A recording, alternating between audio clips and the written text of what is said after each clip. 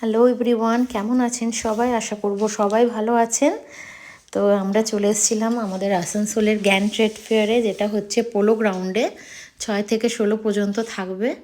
তো এখানে আপনাদের দাদা টিকিট কাটছে। খুব সুন্দর করে সাজানো হয়েছে, বিভিন্ন জায়গা থেকে বিভিন্ন রকম স্টল লাগানো হয়েছে, বিভিন্ন ধরনের সুন্দর সুন্দর শোপিস বিক্রি হচ্ছিল। যেহেতু এখানে ওরা বসে একটা ভাড়া, নির্দিষ্ট ভাড়া পেমেন্ট করে ওদেরকে এখানে বসতে হয়, সেই জন্য জিনিসপত্রের দাম মোটামুটি বেশ ভালোই রেঞ্জের ছিল। তো বিভিন্ন ধরনের জিনিস বিক্রি হচ্ছিল, বেডশিট থেকে শুরু করে সোফা কভার থেকে শুরু করে শাড়ি, চুড়িদার, সমস্ত কিছু, জুতো, বিভিন্ন ধরনের জুতো বিক্রি হচ্ছিল। তো যারা যারা আসানসোলে থাকেন বা আসানসোলের আশেপাশে থাকেন, এখনও আসেননি, তারা আমি বলবো একবার গিয়ে মেলাটা দেখে আসুন, ভালো লাগবে। বিভিন্ন রকমের জুয়েলারি, গোল্ড প্লেটেড জুয়েলারি, তারপরে বিভিন্ন শোপিস বিক্রি হচ্ছিল। এখান থেকে আমি কাঠের হাতাটা কিনেছি, এখান থেকে একটা স্যুট পিস কিনেছি আমি, কারণ আমি যেহেতু স্যুট বেশি ব্যবহার করি, পরে থাকি। আর এই শোপিসটা খুব ভাল লাগলো, তাই একটু ভিডিও করলাম। শাড়িটাও বেশ সুন্দর লাগছিল দেখতে। বিভিন্ন ধরনের জিনিস বিক্রি হচ্ছিলো, সব কিছু তো কেনা সম্ভব না।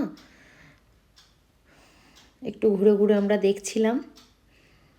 এখানেও দেখুন জুয়েলারি বিক্রি হচ্ছে। তারপরে এখানে একটা ব্যাংককের স্টল ছিল, ওখানেও নানা ধরনের জিনিস দেখছিলাম আমরা।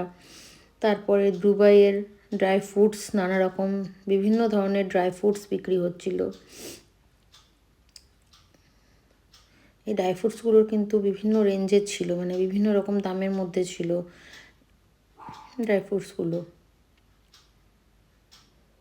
আফগানের ড্রাই ফ্রুটস ছিল। তারপর এখানে চশমার স্টল লাগানো হয়েছে।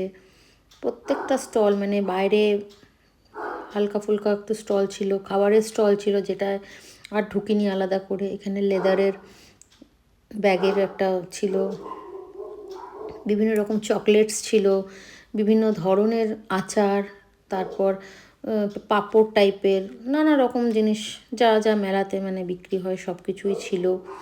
বেশ ভালো লাগছিল। অনেক দিন পর বেরোলাম মেয়েকে নিয়ে, অঞ্জলিকে নিয়ে। আর এখানে একজন, দেখুন এটাকে কী বলে আমি ঠিক জানি না, বাজাচ্ছিল, বেশ ভালোই বাজাচ্ছিল। তো ভিডিওটা কেমন লাগলো অবশ্যই জানাবেন। Please like, comment, share and subscribe করবেন। শর্ট ভিডিও ছিল। বাই।